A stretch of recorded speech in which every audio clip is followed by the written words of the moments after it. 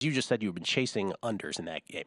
I mentioned yesterday about the Nuggets and the Suns, especially in the two games. Well, really, particularly the two games in Phoenix.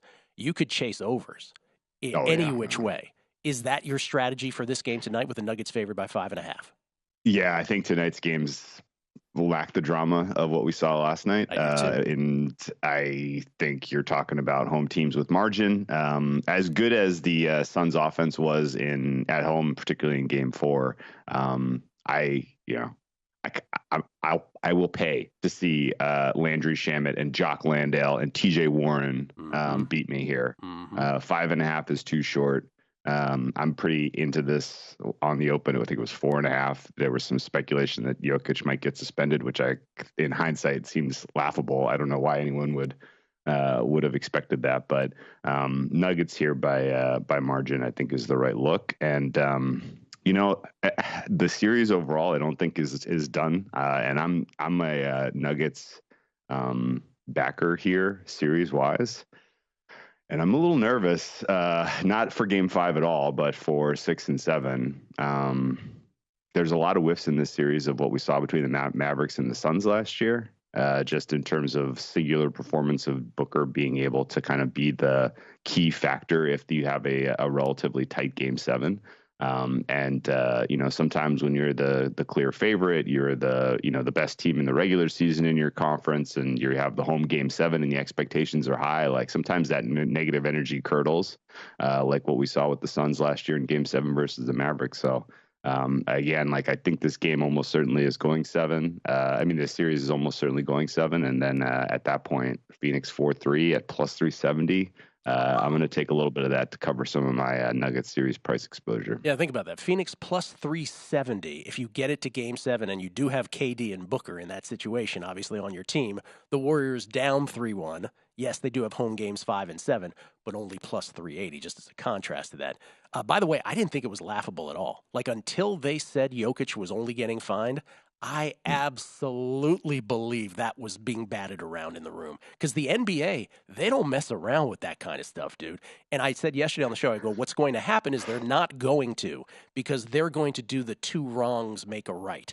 Because it was Matt Ishbia, they couldn't eject the fan, him being the fan.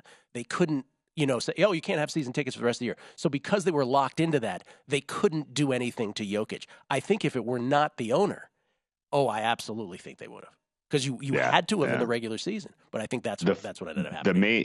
The main broadcast angle, it did look like, oh man, something might come of this. But the alternate angle where Matt dives was like, oh, there's nothing there. Yeah. He didn't give him a forearm. Come on, I thought it was a little overboard. Well, it was a flop, but contact. Yeah, it was a flop. It was a flop. What about the Western Conference? I feel like I have thoughts, before, during, whatever. The Eastern Conference, and we'll get to the Heat last night, but let's talk about tonight's. The Celtics and the Sixers. You had the great Harden games in games 1 and 4. You had the miserable Harden games in 2 and 3. That's your hack explanation of this series. Celtics are 7.5-point favorites in Game 5. It's 213 on the total. 2-2 here on the series. The Celtics go back pretty much on the series to what their pre-flop number was, north of $3.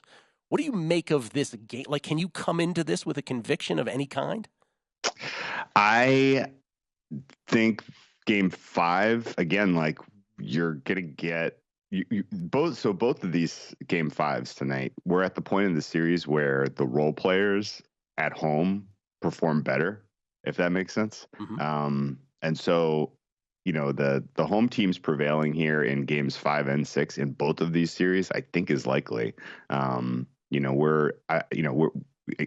Celtics, if they can get anything out of the bench, if they can, take a little bit of the offensive pressure off of Tatum, particularly late in these games, if they have a little bit better ball movement, if they're shooting better, which they do at home, then this should be, a pretty clear and comfortable win for them. I laid the points here with the Celtics. I think this is going to be a double-digit one. And again, if this. Again, Game 5, both of these series are tied 2-2. Neither of these games is really do or die. So the road team, they got one more shot at home to take it to a Game 7. So if the home team does their job, if they have a comfortable lead in the fourth quarter, this turns into just like a, kind of run it out scenario here where, the home team wins by 20, 30 points like that. I think those are long tails to the favorites covering in both of these games. And as I look at the series broadly, I see, the most important player on the court for the 76ers went from clearly Embiid heading into this series to clearly Harden, in my opinion now, because Embiid can really only give you 2-3 quarters of 100% defense, and he's really doesn't look interested or able to give it to you offensively, particularly in the fourth quarter of these games. And if that's the case, then it really does come down to what does James Harden, have left in the tank here. And I think he can win a game 6 at home, surely, particularly if they get the same level of defensive performance out of Embiid in that game. But, I'm not feeling great if I'm a Sixers backer or a Sixers fan based on what I've seen Embiid in terms of just how he's sort of deteriorated physically throughout the last handful of games. So you're laying the points here tonight. You're laying the 7.5. Wow. Yeah, I honestly, I think you can lay all spreads with the Celtics and the Nuggets, and just because there is a long tail to these games getting completely out of control. If you look at game 5s in 2-2 series, the average margin is bigger than you would expect. Go to VSiN.com/subscribe to become a VSiN Pro subscriber today.